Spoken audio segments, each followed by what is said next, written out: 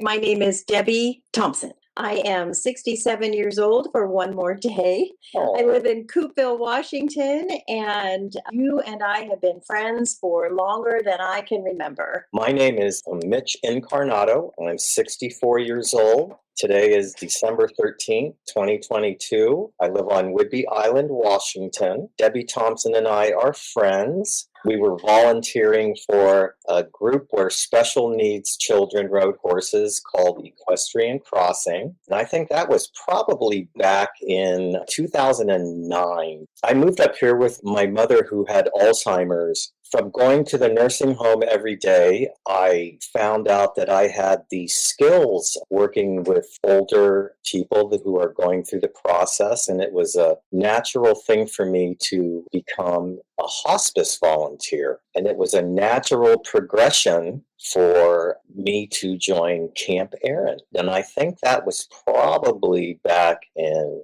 2012, maybe. I did Camp Erin for at least 6, maybe 7 years. And I stopped right at COVID. Go ahead and tell your experience, Debbie. I was looking for something to do that was working with kids. Camp Erin was the most amazing experience of my life. I've only done it, I call it 1.5 times, because we did it in 2019 before COVID hit. And then we did it in August of this year, but it was more of an abbreviated program with just Friday. The kids came for the day. It made me just all the more excited for next year for us to go back to Camp Erin again. As you know, Mitch, I got my Labrador Maisie when she was a puppy when I retired, with the objective that as she gets older, I hope that she can be a therapy dog at Camp Erin. Mitch, when you first started Camp Erin, was your first time as impactful as mine in terms of watching what the kids were going through when it came to the grief counseling? Yeah, absolutely. I always managed to get myself paired up with the youngest group of kids in the cabin, the 5 to 7-year-olds. You know, there's a structure to Camp Erin where, you know, you're here for an hour, then you have to gather them up and be on time for the next activity, and then gather them up and lunch and another activity, and getting ready in the morning, getting everyone up, back up a little bit, just getting them to sleep. I would find that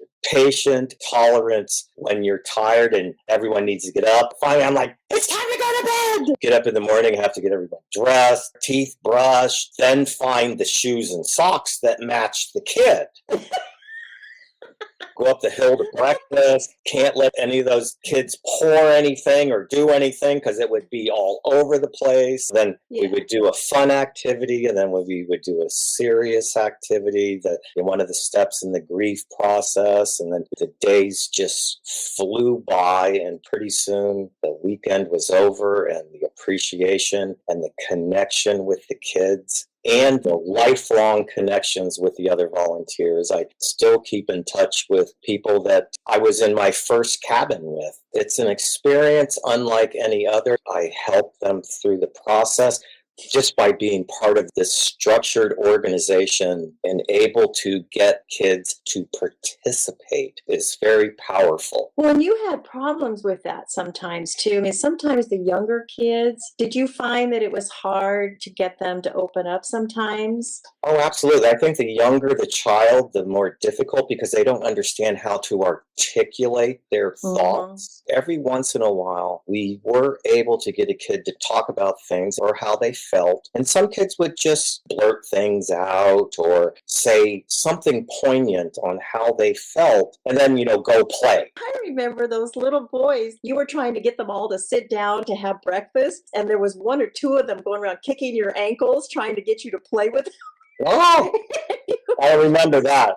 I'll let everyone know. So I'm experiencing some health issues. I haven't been participating in Camp Erin for a couple of years. I am disappointed. It's just part of the process in life, but I'm really happy that I got to experience that for as many years as I did. Well, Debbie, because of my health issues, I really don't think that I will be participating ever again. I just wish now that I would have started years and years ago when you did. I just can't thank you enough. I've learned so much from you and I've gained so much from your friendship and your guidance. And I think you're probably one of the best people in my life.